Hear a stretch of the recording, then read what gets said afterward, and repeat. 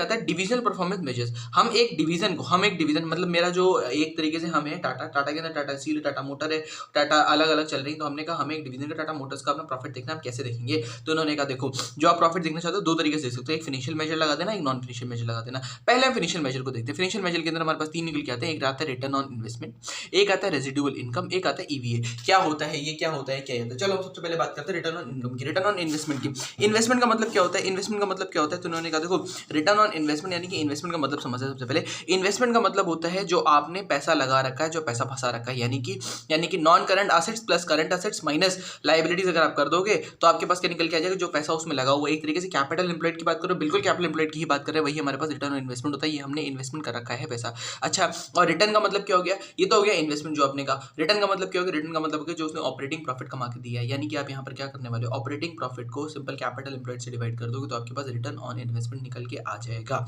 ठीक है, ठीक है। अच्छा, हम जो ऑपरेटिंग प्रॉफिट को डिवाइड करने वाले, क्योंकि हम डिवीजन का देख रहे हैं ना यार, ध्यान दो इस चीज पे कि आप डिवीजन का देखना चाह रहे हो। डिवीजन का अगर हमने कहा टाटा स्टील का देखना है तो टाटा स्टील ने जो प्रॉफिट कमाया है वो प्रॉफिट देखना चाहते हो। अब टाटा स्टील ने जब प्रॉफिट कमाया था तो उसके अंदर अपने हेड ऑफिस के कुछ एक्सपेंसेस होंगे जो एलोकेट करते होंगे।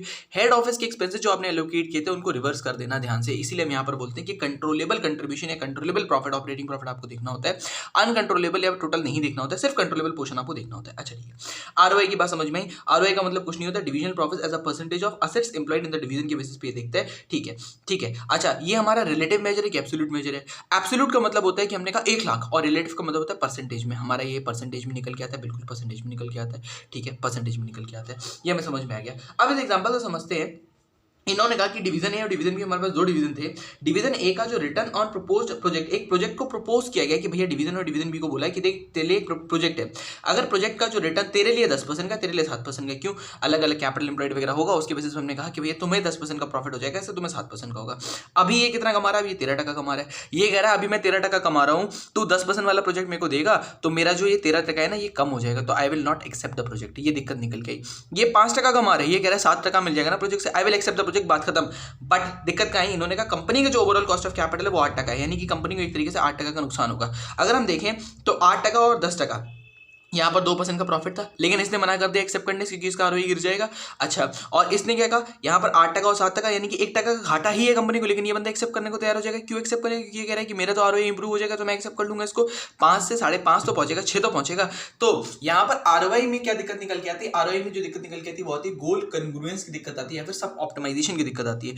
गोल कन्ग्रुएंस का मतलब क्या होता है? गोल कन्ग्रुएंस का मतलब होता है कि जो ऑर्गेनाइजेशन के गोल हैं, जो आपके गोल है वो अलग अलग हो सकते हैं। सब ऑप्टिमल डिसीजन मेकिंग होती है। सब ऑप्टिमल डिसीजन मेकिंग का मतलब होता है कि आप जो डिसीजन मेकिंग कर रहे हो वो आप अपने हित में कर रहे हो। For that particular division you are taking the decision, you are not taking the decision for the organisation as a whole. उसको हम सब ऑप्टिमल डिसीजन मेकिंग कहेंगे। तो इसके अंदर मेरे पास सब ऑप्टिमल डिसीजन मेकिंग निकल के आती है। तो इन्होंने कहा कि evaluating division manager on the basis of return on investment may not encourage goal congruence, because क्यों गोल कन्ग्रुएंस एनकरेज नहीं करेगा? इन्होंने एग्जांपल दिया, because the overall cost of capital may be less, the overall cost of capital may be less. ठीक है, the return of the project can be greater than the overall cost of capital, यानी कि it can be beneficial to the company. लेकिन क्योंकि इसको accept करने की वजह से जो आरओआई इन्वेस्टमेंट का है, जो पर्टिकुलर ग्रुप का है, वो गिर जाएगा, इसलिए वो बंदा उसको एक्सेप्ट ही नहीं करेगा। और दूसरी तरफ अगर हम देखेंगे तो इस बंदे को वो एक्सेप्ट कर लेगा, भले कंपनी के लिए वो घाटे वाली बात बन रही हो तभी। अच्छा, रिटर्न ऑफ इन्वेस्टमेंट में क्या होता है? ये रिलेटिव मेजर होता है, जहां पर हम कैपिटल एम्प्लॉयड पे जितना रिटर्न निकल के आ रहा है उसको हम मेजर करने की कोशिश करते हैं। ठीक है, ठीक है। और हम यहाँ पर कंट्रोलेबल कंट्रीब्यूशन लेते हैं। ठीक है, और हमारा ये गोल कन्ग्रुएंस में नहीं आता, और मेरा सब ऑप्टिमाइजेशन ऑफ डिसीजन मेकिंग, सब ऑप्टिमल डिसीजन मेकिंग इसके अंदर होती है। अच्छा, इन्होंने कहा इसको सुधारने के लिए हम क्या करें? इसको सुधारने के लिए हम क्या करें? तो ये लेके आए residual income approach. Residual income approach का मतलब क्या हुआ? रेजिडुअल इनकम अप्रोच का मतलब हुआ कि भैया आप ना जो कंट्रीब्यूशन निकल के आने वाला है प्रोजेक्ट से, मान लो 2 लाख का कंट्रीब्यूशन निकल के आने वाला था, कॉस्ट ऑफ कैपिटल कंपनी के लिए कितना था? 1,60,000 रुपये कंपनी के लिए कॉस्ट ऑफ कैपिटल था। रेजिडुअल इनकम पॉजिटिव है या नेगेटिव है? देखो पुराने वाले में हमने कहा था ना कि दूसरे वाले डिवीजन को एक्सेप्ट ही नहीं करना चाहिए क्योंकि नेगेटिव है। यहाँ पर नेगेटिव आया तो बंदा एक्सेप्ट नहीं करेगा, ये वाला बंदा इसको एक्सेप्ट कर लेगा, सिंपल। तो रेजिडुअल इनकम अप्रोच का मतलब होता है एब्सोल्यूट मेजर होता है, बिल्कुल एब्सोल्यूट मेजर होता है, क्योंकि ये फिगर्स में बात करता है, ये परसेंटेज में बात नहीं करता है। दिक्कत क्या निकल के आती है रेजिडुअल इनकम अप्रोच के अंदर? दिक्कत क्या आती है? इन्होंने कहा देखो आप इन्वेस्टमेंट को कंसिडर कर ही नहीं रहे हो। मतलब हमने कहा कि इन्वेस्टमेंट जो है वो बहुत ज़्यादा हो जाएगा। हो सकता है कि यहाँ पर 100 करोड़ रुपए फंसा हो और ये 25 लाख रुपए कमा के दे रहा हो, और यहाँ पर 50 करोड़ रुपए फंसा हो लेकिन ये 24 लाख रुपए कमा के दे रहा हो। आप इसको प्रेफर करोगे? कहोगे इसने 25 लाख कमा के दिए, लेकिन ये तो सिर्फ 50 करोड़ के ऊपर 24 लाख कमा के दे रहा है ना, उस चीज़ को तो आपने इग्नोर कर दिया। तो उन्होंने कहा ये एब्सोल्यूट मेजर होता है, ठीक है, किस चीज को ध्यान में नहीं रखता, ये डिफरेंट साइजेस को ध्यान में नहीं रखता। करता क्या है ये पर्टिकुलर रेजिडुअल इनकम में हम करते क्या है, excess of controllable profit over a predetermined organisation wide medium hurdle rate, यानी कि कुछ नहीं, जो प्रॉफिट कंट्रीब्यूशन निकल के आ रहा है उस प्रॉफिट में से जो कॉस्ट ऑफ कैपिटल है वो माइनस कर दो कि रेजिडुअल इनकम आपके पास निकल के आ जाती है। ठीक है, तो उन्होंने कहा आरओआई और आरआई का डिफरेंस बता दो जल्दी से। तो आरओआई का मतलब होता है रिटर्न ऑन इन्वेस्टमेंट, ये मेरा रिलेटिव मेजर होता है, आरआई मेरा एब्सोल्यूट मेजर होता है। रिलेटिव रिटर्न ऑन इन्वेस्टमेंट मेरा जो है वो मेरा अलग अलग इन्वेस्टमेंट एंटिटीज के लिए अलग अलग साइजेस के लिए काम करेगा, आरआई काम नहीं करेगा। अच्छा, आरओआई मेरा हो सकता है कि गोल कन्फ्लुएंस के लिए ना जाए, हो सकता है ऑप्टिमल सब ऑप्टिमल डिसीजन मेकिंग उसके अंदर हो, और इसके अंदर ऐसा नहीं होगा। तो उन्होंने कहा देखो आरओआई में क्या होता है कि कंपेयर करते हैं रिटर्न जो आने वाली है और अपने वाले से कंपेयर करके बैठ जाते हैं। आरआई के अंदर हम क्या करते हैं, हम कॉस्ट ऑफ कैपिटल से कंपेयर करते हैं। ठीक है, आरओआई रिलेटिव मेजर होता है, ये एब्सोल्यूट मेजर होता है। आरओआई में दो कंपैरिजन जो होता है अर्निंग रेट के बीच में होता है, आरआई में आप कंपनी के कॉस्ट से कंपेयर करते हो, ये आपके पास दोनों के बीच में डिफरेंस निकल के आते हैं या निकल के आता है। इसके बाद हम इलस्ट्रेशन नंबर 1 करते हैं, इसको खत्म करते हैं। फिर एल एन जी 3 मेरे पास निकल के आए। इन्होंने कहा सबसे पहले अच्छा चलो इसके हम वो निकालते हैं, रिटर्न ऑन इन्वेस्टमेंट कितनी है, ऑपरेटिंग इनकम दे दी, ऑपरेटिंग इनकम को ऑपरेटिंग असेट से डिवाइड कर दो कि आपके पास क्या निकल के आ जाएगी, आपके पास सिंपल से निकल के आ जाएगी भैया रिटर्न ऑन इन्वेस्टमेंट इसकी इतनी इसकी इतनी इसकी इतनी परसेंटेज में रिटर्न ऑन इनकम निकल के आगे कोई दिक्कत नहीं। ठीक है, तो सबसे पहला पॉइंट ही इन्होंने पूछा कि रिटर्न ऑन इनकम बता दो, हमने बता दी। कौन सा बेस्ट है, जिसकी सबसे पहले सबसे ज्यादा रिटर्न ऑफ इनकम है, इसकी सबसे ज्यादा, तो ये बेस्ट है। ठीक है, फिर उन्होंने कहा कि एक इन्वेस्टमेंट प्रोजेक्ट है वो एल को इतना कमा के देगा, एन को इतना कमा के देगा, जी को इतना कमा के देगा। अब खुद देख लो ना यार, ये बंदा 18% कमा रहा है, ये बंदा 18% कमा रहा है, ये 16% वाला एक्सेप्ट करेगा, नहीं करेगा। 16.5% वाला एक्सेप्ट करेगा, नहीं करेगा। 13.5 वाला एक्सेप्ट करेगा, बिल्कुल एक्सेप्ट कर जाएगा। तो इन्होंने कहा based on ROI identify the division में जो who will be most eager, जी मोस्ट ईगर रहेगा। Based on ROI identify the division who will be least eager, least eager की अगर हम बात करें तो ये 18, यानी कि ये इसको 2% का नुकसान हो जाएगा और इसको 4.5% का नुकसान हो जाएगा। दोनों ही एल एंड आर दोनों ही मना करेंगे कि हमें एक्सेप्ट नहीं करना है। फिर उन्होंने कहा state the division that offers the best investment opportunities. Best investment opportunities कौन निकाल के दे रहा है, तो बेस्ट इन्वेस्टमेंट अपॉर्चुनिटी जो मेरा है वो ये वाला डिवीजन निकाल के देना है, क्योंकि 16% कमाएगा। तो हमने कहा एल मेरा बेस्ट इन्वेस्टमेंट अपॉर्चुनिटी निकाल के दे रहा है। डिस्कस द कॉन्फ्लिक्ट, कॉन्फ्लिक्ट क्या हुआ कि भैया इसमें गोल कंक्लुएंस नहीं हो पाता है, सब ऑप्टिमल डिसीजन मेकिंग इसमें होती है। तो उन्होंने कहा गोल कंक्लुएंस का लैक है और सब ऑप्टिमल डिसीजन मेकिंग इसमें निकल के आ जाती है, सब ऑप्टिमाइजेशन निकल के आ जाता है। लास्ट इन्होंने कहा कि एडवाइस करो रेजिडुअल इनकम से ये चीज कैसे बच जाएगी। रेजिडुअल इनकम के लिए हमने कहा देखो 16% कमा के देगा, 12% कमा के देगा, 15% कमा के देगा। कॉस्ट ऑफ कैपिटल क्वेश्चन में गए हैं तो इन्होंने कहा कॉस्ट ऑफ कैपिटल ले रही 14% की, यानी कि प्रॉफिट कंपनी को किससे होगा, पहले वाले से प्रॉफिट होगा, एक्सेप्ट कर लो। दूसरे वाले से लॉस होगा, नहीं एक्सेप्ट करना। तीसरे वाले से भी प्रॉफिट हो सकता है, एक्सेप्ट कर लो। लेकिन सबसे ज्यादा प्रॉफिट किससे, पहले। तो उन्होंने कहा एलएनजी से हम कहेंगे कि वो एक्सेप्ट करके इसको बैठ जाए। अगर एलएनजी इसको एक्सेप्ट करेंगे तो प्रॉफिट ही होना है, एक में 2% का प्रॉफिट होगा, एक में 1% का प्रॉफिट होगा। इतना ही आपके पास आरओआई और आरआई में निकल के आता है। अच्छा, आरओआई के 2 क्वेश्चन और है मेरे पास, आरओआई के 2 क्वेश्चन और है मेरे पास। इसमें इन्होंने पूछा लास्ट ईयर की आरओआई बता दो डिवीजन की। डिवीजन की आरओआई कैसे निकल के आती है, डिवीजन की आरओआई निकल के आती है ऑपरेटिंग इनकम ऑपरेटिंग एसेट से डिवाइड करो तो निकल के आ जाएगी। तो ऑपरेटिंग इनकम को ऑपरेटिंग एसेट से डिवाइड किया, मेरे पास आरओआई निकल के आ गई। ठीक है, फिर उन्होंने कहा whether the manager of division 2 would accept और reject the new product if he takes on the basis of ROI. आपने आरओआई निकाली 16,80,000 डिवाइड बाय 52,50,000 के हिसाब से आपने आरओआई निकाल ली। अब बताओ नए वाले प्रोजेक्ट की आरओआई कितनी है। नए वाले प्रोजेक्ट में 65% वेरिएबल एक्सपेंसेस से माइनस कर देना, 35% निकल के आएगा। 35% जो निकल के आएगा 90 लाख का, उसमें से 25,20,000 रुपये माइनस कर देना।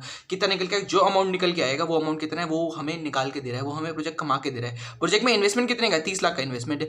30 लाख पे वो प्रोजेक्ट मान लो 2 लाख कमा के दे रहे हैं, तो कितने की उसकी आरओआई होगी, 2 लाख डिवाइड बाय 30 लाख यानी कि 100 डिवाइड बाय 15 यानी कि कुछ निकल के आएगी ऐसे 7-8 करके निकल के आ जाएगी। तो हमने कहा 8% कमा के दे रहा है मान लो। ठीक है, ठीक है। तो इन्होंने कहा इसके बेसिस पे हमने निकाल लिया। कैसे निकाला, हमने सिंपल यहाँ पर क्या निकाला, प्रॉफिट निकाला। ऑपरेटिंग प्रॉफिट को हमने डिवाइड कर दिया इन्वेस्टमेंट से, मेरे पास आरओआई निकल के आ गई।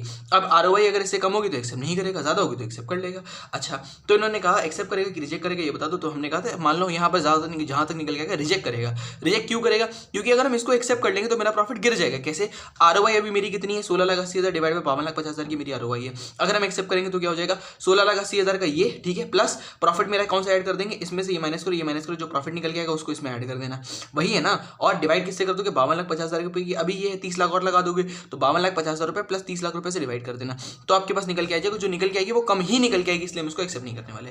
Advice how residual income approach can be used for financial measure. अब इन्होंने कहा देखो रेजिडुअल इनकम अप्रोच हम कैसे इस्तेमाल कर सकते हैं। कंपनी का ओवरऑल आरओआई कितना था, 18% का था, तो अगर ये 18% से ऊपर कमा के दे रहा होगा तो हम इसको एक्सेप्ट कर लेंगे। इसका आंसर देख लेते हैं हम, इसका आंसर इन्होंने कैसे निकाला हुआ है। तो हमने निकाला सबसे पहले 16 से डिवाइड बाय इतना किया 32% का निकल के आ गया। सेल में से वेरिएबल कॉस्ट माइनस करी, फिक्स कॉस्ट माइनस करी, कंट्रोलेबल प्रॉफिट को इन्वेस्टमेंट से डिवाइड कर दिया, 21% निकल के आ गया। तो उन्होंने कहा 21% कम है, नहीं एक्सेप्ट करेंगे। क्यों? क्योंकि 16,80,000 मेरे पास कंट्रोलेबल था। इसमें अगर आप ऐड कर दोगे जो प्रॉफिट है 6,30,000 को और इन्वेस्टमेंट आपकी 52,50,000 प्लस 30 लाख कर दोगे तो आपका ये 28% हो जाएगा। अभी 32% 28% पे आ जाएगा। हम एक्सेप्ट नहीं करने वाले। आरआई के हिसाब से क्या होगा, क्योंकि 28% कमा के 21% कमा के दे रहा है ना, 21% का मतलब क्या होता है 6,30,000 कमा के दे रहे हैं ना। खर्च कितना होना चाहिए कंपनी के हिसाब से 18%, यानी कि 18% ऑफ व्हाट, 18% ऑफ 30 लाख रुपए। 30 लाख का इन्वेस्टमेंट है ना, तो 18% ऑफ 30 लाख 5,40,000 आएगा। रेजिडुअल इनकम 90,000 की, यानी कि एक्सेप्ट कर लो। ठीक है। दूसरा क्वेश्चन है कि भैया डिवीजन मैनेजर की सैलरी है 7,20,000 रुपए की और हमने कहा मिनिमम आरओआई 12% का होगा मिनिमम मैनेजर के लिए। क्यों? क्योंकि अगर 12% से ऊपर का जाएगा, इन्होंने कहा कि मैनेजर अगर 12% का टारगेट अचीव करता है, अगर 12% का नहीं करता है, ठीक है, सिर्फ 12% का टारगेट अचीव करता है तो उसका बोनस नहीं मिलेगा। ठीक है, उसके ऊपर जितना फॉर होल 1 पॉइंट का मतलब क्या हो गया, मान लो 13.5% अचीव किया, यानी कि 1% का उसको कितना मिल जाएगा, सिर्फ 1% काउंट करेंगे तो होल 1 पॉइंट के लिए हम उसको कितना देंगे बोनस, 3% ऑफ एनुअल सैलरी का बोनस देंगे। तो बोनस कितना पे किया जाएगा उसको, 3% ऑफ 7,20,000 रुपए उसको बोनस पे किया जाएगा हर एक होल पॉइंट के लिए। ठीक है, अगर मान लो 14.75 भी कमा लिया उसने तो भी कितने काउंट किए जाएंगे, 2 पॉइंट काउंट किए जाएंगे। इतना हमने यहाँ पे समझ लिया। ठीक है। मैक्सिमम इन्होंने कहा 20% ऑफ एनुअल सैलरी का मतलब क्या हो गया, यानी कि 1/5 ऑफ 7,20,000 का मैक्सिमम पोर्शन जो हमें यहाँ पे लेना है। ओके डन, आगे बढ़ाते हैं। तो इन्होंने कहा आप सबसे पहले बताओ कि हर डिवीजन की इस डिवीजन की आरओआई कितनी निकल के आ रही है और जस्टिफिकेशन दे देना। ठीक है, आरओआई निकालनी है ना, तो नेट प्रॉफिट ले लेंगे सबसे पहले। नेट प्रॉफिट लेने वाले थे, नहीं लेना। क्यों? हेड ऑफिस का कॉस्ट ने दिया। हेड ऑफिस का कॉस्ट क्या, अनकंट्रोलेबल कॉस्ट होता है, कंट्रोलेबल होता है, उसने कहा अनकंट्रोलेबल होता है। तो हम कौन सा प्रॉफिट कंसीडर करेंगे, ये वाला प्रॉफिट कंसीडर करेंगे। ठीक है, हमने ये वाला प्रॉफिट कंसीडर कर लिया। 5290 का प्रॉफिट यहाँ कंसीडर करना है, यहाँ पर ये वाला करना है। डिवाइड कैसे करें, कैपिटल एम्प्लॉयड कितना है, तो उसने कहा non current asset plus current asset minus current liability से डिवाइड कर देना। कैपिटल एम्प्लॉयड आपके पास निकल के this plus this minus this, capital employed हमने निकाल ली। क्या करोगे, इसको इससे डिवाइड कर दो कि आपके पास इसका आरओआई निकल के आ जाएगा, दोनों का आरओआई निकल के आ गया। बोनस बता दो कितना आएगा। इसका जो आरओआई निकल के आएगा, इसका पॉजिटिव आ रहा है, इसका नेगेटिव। इसका 12% से कम है तो इसको तो कोई पे नहीं करना है, इसको पे करनी है। इसको हम कितनी पे करेंगे बता दो। अब मान लो इसका कितना निकल के आ रहा है, पहले हम देख लेते हैं। तो इसने कहा सेकंड क्वेश्चन के अंदर आपके पास कंट्रोलेबल प्रॉफिट कितने हैं, 5290 के प्रॉफिट लिए, सीधे प्रॉफिट ले लिए। नेट एसेट्स ये वाला ऐड किया, ये वाला माइनस कर दिया, ये निकल गया कि आरओआई दोनों के निकाल लिया हमने। ठीक है। दूसरे वाले का आरओआई कम है, इसको हम कोई प्रॉफिट नहीं देने वाले। इसका आरओआई कितना आ रहा था, पहले वाले का आरओआई निकल के आ रहा है 28.5 का, मतलब कि 16% इसको पूरा है। सो 16% का हम इसको पे करेंगे।